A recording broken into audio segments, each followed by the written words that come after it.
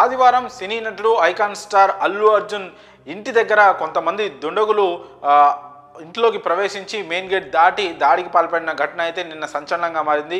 అక్కడ ఉన్న పూలకుండ్లు కావచ్చు, కొన్ని పలగొట్టి ఒక రకమైన భీభత్సం అనేది అక్కడ సృష్టించారు. భయాందోళన వాతావరణాన్ని అయితే అక్కడ క్రియేట్ చేశారు. అయితే ఈ దాడికి సంబంధించి ఈ దాడికి పాల్పడిన 6 వ్యక్తులను నిన్ననే పోలీసులు అరెస్ట్ చేయడం జరిగింది. అయితే ఇప్పుడు ఆ నిందితులకి ఎవరైతే 6 నిందితులు ఉన్నారో రెడ్డి శ్రీనివాస్, మోహన్, నాగరాజు, నరేష్, ప్రేమ్ కుమార్, ప్రకాష్ అనే వీరందరికీ కూడా బెయిల్ అయితే మంజూరైంది. కోర్టు వీళ్ళకి బెయిల్ మంజూరు చేసింది. ప్రస్తుతం వీళ్ళు జైలు నుంచి అయితే బయటకు వచ్చారు. 10,000 పూచీకత్తు కట్టి మరీ బయటకు రావడం జరిగింది. అయితే ఈ దాడి ఘటన ఒక్కసారిగా అటు రాజకీయ వర్గాల్లోనూ ఇటు శ్రేణి ప్రముఖుల్లోనూ ఒక ఆందోళన అయితే కలిగించింది. దీనిపై ముఖ్యమంత్రి రేవంత్ రెడ్డి కూడా స్పందిస్తూ సోషల్ మీడియా వేదికగా ఆయన స్పందిస్తూ దాడిని అయితే ఖచ్చితంగా ఖండిస్తున్నానని చెప్పడం జరిగింది.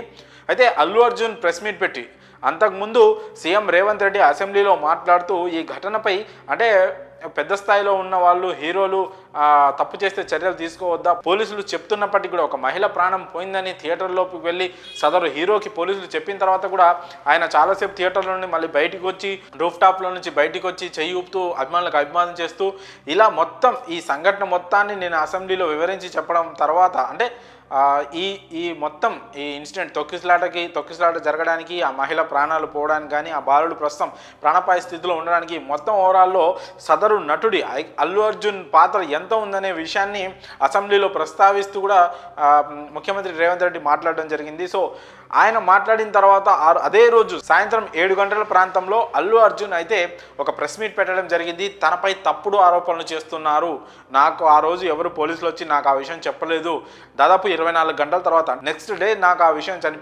తెలిసింది, ఆ మహిళ కళ్ళు తిరిగి చనిపోయిన విషయం నాకు తర్వాత రోజు తెలిసిందని అల్లు అర్జున్ ప్రెస్ మీట్ పెట్టడం జరిగింది. ఆ ప్రెస్ మీట్లో ఆయన చెప్పడం జరిగింది. సో ఇదంతా జరిగిన తర్వాత నెక్స్ట్ డేనే అంటే అల్లు అర్జున్ కావాలని గవర్నమెంట్కి వ్యతిరేకంగా, రేవంత్ రెడ్డికి వ్యతిరేకంగా ప్రెస్ మీట్ పెట్టి ఒక కౌంటర్ లాగా మాట్లాడారని కొంతమంది సోషల్ మీడియాలో కూడా అల్లు అర్జున్పై విమర్శలు చేశారు. ప్రభుత్వం నుంచి కూడా అనేక మంది నేతలు అల్లు అర్జున్పై బహిరంగంగానే విమర్శలు గుప్పించారు.